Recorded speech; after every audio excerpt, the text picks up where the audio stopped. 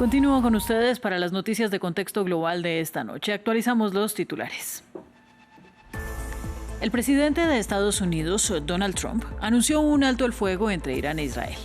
Sin embargo, el canciller iraní señaló que no hay ningún acuerdo sobre un cese de hostilidades y condicionó un eventual pacto a que Israel detenga su agresión. Tenemos análisis.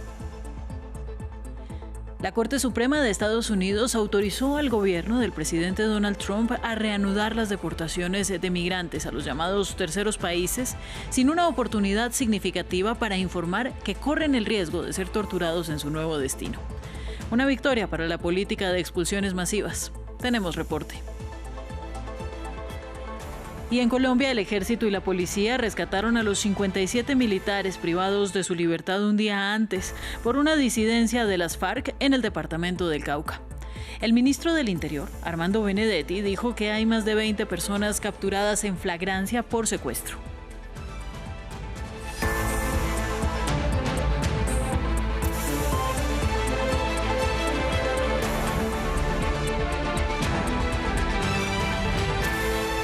Por supuesto, comenzamos en Medio Oriente. El ministro de Exteriores de Irán, Abbas Araghchi, negó que hasta el momento haya algún acuerdo sobre un alto el fuego o cese de operaciones militares entre Israel e Irán. Esto después que el presidente Donald Trump asegurara que la guerra iba a terminar, pues según él se habría alcanzado un acuerdo de cese entre las partes. Esto fue lo que publicó el mandatario de Estados Unidos en su red social, donde hizo el anuncio. Felicitaciones a todos. Israel e Irán han acordado plenamente que habrá un alto al fuego total en aproximadamente 6 horas cuando ambos países hayan completado sus misiones finales. Durante 12 horas, momento en el cual se considerará que la guerra ha terminado. Oficialmente Irán iniciará el alto el fuego y a las 12 horas Israel lo iniciará. Y a las 24 horas el mundo anunciará oficialmente el fin de la guerra de los 12 días. Pues bien, pese al anuncio y mientras llega la hora cero, agencias internacionales reportan una nueva serie de explosiones en Teherán. Todo esto mientras informaciones no oficiales indican que Qatar medió con Teherán para lograr este acuerdo que ahora al parecer Teherán está negando. Mientras que desde la Casa Blanca dijeron que funcionarios sostuvieron diálogos directos con Irán. Al tiempo que el Canal 12 de Israel indicó que Netanyahu aceptó el pacto en una llamada con el republicano, siempre y cuando Teherán lo respete. Bueno, vamos a analizar todos estos hechos, vamos a ponerlos en contexto y por eso conectamos en Bogotá con Lucas Dauria, internacionalista y profesor asistente de Relaciones Internacionales en la Universidad de La Salle. Muchas gracias por estar en France 24. Muchas gracias a ustedes por la invitación.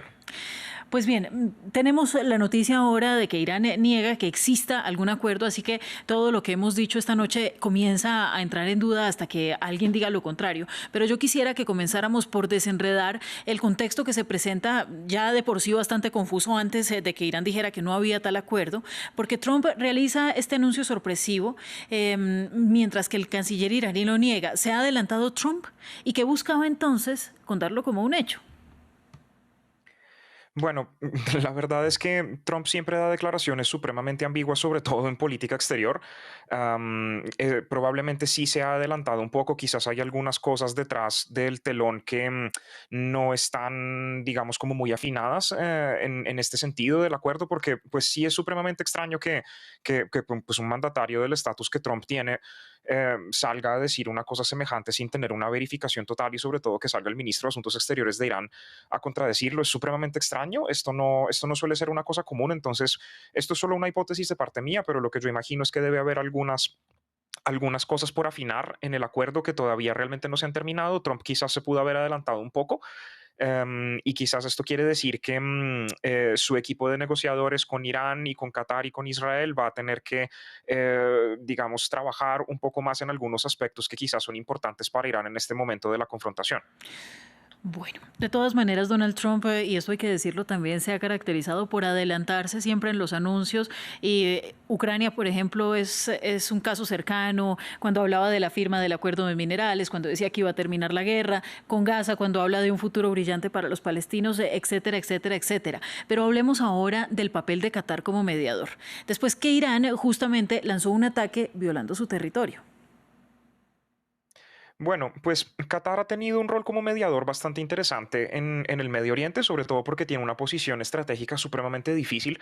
La mayor parte de sus decisiones en política exterior durante los últimos 10, por no decir 15 años, se han tenido que caracterizar mucho por una cosa que nosotros los internacionalistas llamamos casi que counterbalancing, es decir, es como una especie de contrabalanceo súper difícil porque se encuentran en una posición en la que son aliados en la región de los Estados Unidos, tienen una de las más grandes bases militares en el Medio Oriente que puedan existir, pero por otro lado, Qatar también tiene otra posición que hace que no sean completamente creíbles para muchos de sus vecinos porque es particularmente cercano a organizaciones como Hamas y como Hezbollah y como la Hermandad Musulmana, y de hecho Qatar durante pues muchísimo tiempo albergó a los grandes líderes políticos de Hamas y de hecho inclusive se negó a dejarlos salir del país cuando la guerra entre Israel y Hamas en Palestina había comenzado el 7 de octubre. Entonces, la posición de Qatar es rara en ese sentido, porque de un modo los beneficia en el sentido de que les permite mantener una posición en la que se vuelven completamente indispensables para prácticamente cualquier bando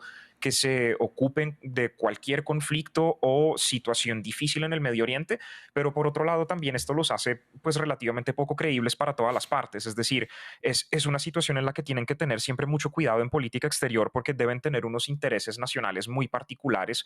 Qatar es un país que necesita tener, por ejemplo, una relación particularmente estrecha con Arabia Saudí, porque pues Qatar es un país que no tiene acceso a tierra de ningún otro lado. De hecho, hace unos años vimos, por ejemplo, que con el boicot que sufrió por parte de otros países en la región, Qatar sufrió un enorme choque en términos alimentarios, porque la mayor parte de la comida que entra a Qatar por tierra, pues naturalmente tiene que entrar por Arabia Saudí, de modo que tiene que mantener una relación muy cercana.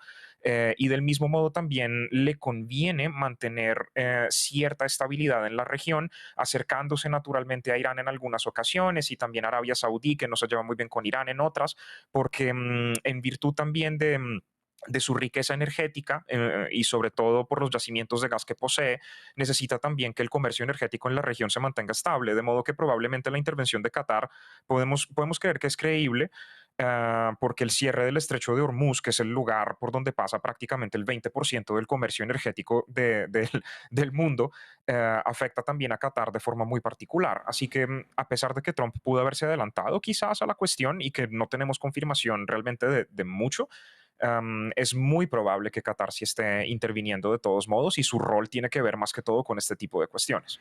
Bueno, a mí me gustaría también, por favor, que explicaras tu percepción sobre las declaraciones de Donald Trump, porque ha insistido mucho en estos últimos días, en medio de todos los bombardeos, a que es el momento de la paz, que debe llegar la paz. Ahora, después de anunciar este cese el fuego, dice que va a haber paz en la región. ¿Qué tan cierto es esto? Bueno, no lo sabemos, ¿no? Siempre que hablemos de relaciones internacionales, hablar de hipotéticos y de futuro en política exterior es muy difícil.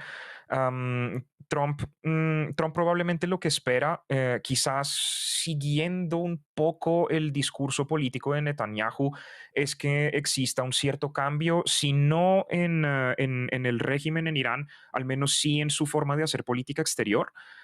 Muy probablemente porque espera que de alguna manera toda la presión, tanto física en términos militares como diplomática también por varios países en la región que quieren intermediar, logre presionar a Irán para que acepte para que acepte el acuerdo nuclear que Trump de hecho quería firmar. De hecho, Trump en los días anteriores, antes de que estallara este nuevo frente de conflicto con Irán, Israel era muy insistente sobre el asunto de que Irán tenía que aceptar casi que a toda costa el acuerdo nuclear. Todavía no tenemos tampoco una verificación particularmente certera de qué tanto enriquecimiento de uranio son capaces de hacer los iraníes en ese sentido, pero pues podemos esperar que al menos para la región esto sí representa un cierto tipo de desequilibrio en términos estratégicos. Entonces yo creo que la cuestión se centra más sobre el asunto de que digamos, la paz en este caso no es que pueda durar exactamente mucho tiempo, porque pues tampoco sabemos cuáles son los términos, es decir, de algún modo tenemos que esperar también que Israel esté completamente dispuesto a seguir el cese al fuego si confirma que efectivamente el cese al fuego sigue. Tenemos, por ejemplo, la experiencia con el cese al fuego mediado por Qatar con Mm. Hamas, que de hecho fue roto por ambos bandos. pero pues creo que de forma un poquito más cruda por Israel en ese sentido, y tenemos ciertos indicios de que podríamos llegar a desconfiar de un cese al fuego particularmente extenso. Las relaciones en la región son supremamente tensas. Y creo que tendríamos que intentar ser un poquito más cautelosos cuando intentamos decir que esta es una paz para siempre. De hecho, hace pocos minutos, Trump dio unas declaraciones diciendo que a la prensa, creo que a NBC, justamente diciendo que la paz iba a durar para siempre. Y quizás está exagerando, ¿no? Él siempre es muy teatral en este sentido. Lo sabemos y hace parte de su retórica. Muchísimas gracias, Lucas, a ti por ampliar la información. Y bueno, nosotros estamos atentos a las nuevas actualizaciones que van llegando. Feliz noche. Gracias a ustedes. En otros temas, la Corte Suprema de Estados Unidos autorizó al gobierno a reanudar las deportaciones de migrantes a países distintos del suyo. Una victoria para la política de expulsiones masivas de Donald Trump. Nos amplía nuestra corresponsal en Washington, D.C., Natalia Cabrera. Pues bien, sí, los magistrados de la Corte Suprema, que recordemos en su mayoría conservadora, y de hecho gracias a 3 nominaciones que hizo el mismo presidente Donald Trump durante su primer mandato, le dieron ahora este nuevo espaldarazo, y al menos por ahora esta decisión lo que hace es que le autoriza a reiniciar las deportaciones express, las deportaciones rápidas de personas indocumentadas a terceros países, lo que se conoce como terceros países, que no sean necesariamente en el que nacieron. Y esto es luego de que la Casa Blanca hubiera presentado ya un recurso justamente que le pedía a la Corte Suprema que suspendiera otro fallo judicial de un juez que en la ciudad de Boston, que lo que hacía era bloquear las deportaciones para que se le permitiera a los migrantes que tenían una orden de deportación impugnar sus casos y argumentar justamente que corrían peligro si eran trasladados a otra nación. Esto fue justamente lo que pasó. Este fallo pasó después de que varias personas de México, por ejemplo, de Cuba, fueran deportados en el mes de mayo a Sudán del Sur, pues que conocemos es un país en conflicto, y en ese momento lo que sucedió fue que ese avión fue enviado en su lugar a una base naval estadounidense en Djibouti, y lo que trascendió en ese momento fue que los migrantes fueron acomodados en un contenedor de carga que estaba acondicionado, pero que también los oficiales tuvieron que enfrentar, los que los estaban custodiando, enfrentar duras condiciones, y los familiares denunciaban que no tenían noticias de ellos. En ese momento la Casa Blanca lo que dijo era que los países de origen de estas personas no los habían recibido y que no estaban colaborando, a pesar de que también pues tenemos conocimiento. Sabemos que la presidenta de México, Claudia Sheinbaum, por ejemplo, ha estado colaborando con el presidente Donald Trump en este tema de las deportaciones.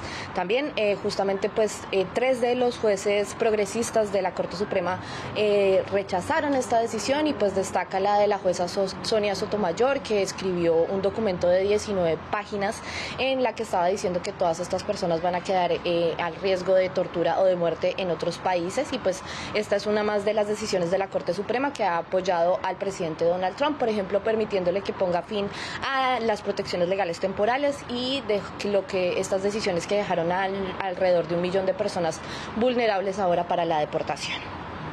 Y en Colombia las autoridades anunciaron el rescate de 57 militares que habían sido secuestrados un día antes por una disidencia de las FARC en la región del Cañón del Micay, en el departamento del Cauca, en el suroccidente del país. El ejército confirmó el operativo, y el ministro del Interior, Armando Benedetti, comunicó en redes sociales que además fueron capturados más de 20 ciudadanos en flagrancia por secuestro. En desarrollo de la Operación Justicia, tropas de la Tercera División y en coordinación con la Policía de Colombia lograron el rescate de nuestros 57 militares, quienes habían sido secuestrados por la población civil constreñida por el grupo armado organizador residual Carlos Patiño en zona rural de El Tambo, Cauca. La presión sostenida de las tropas permitió la captura en flagrancia de los presuntos secuestradores. Hasta aquí este bloque informativo, pero quédese, ya viene África 7 días con Andrés Mesa Muñoz, y yo regreso con ustedes más adelante.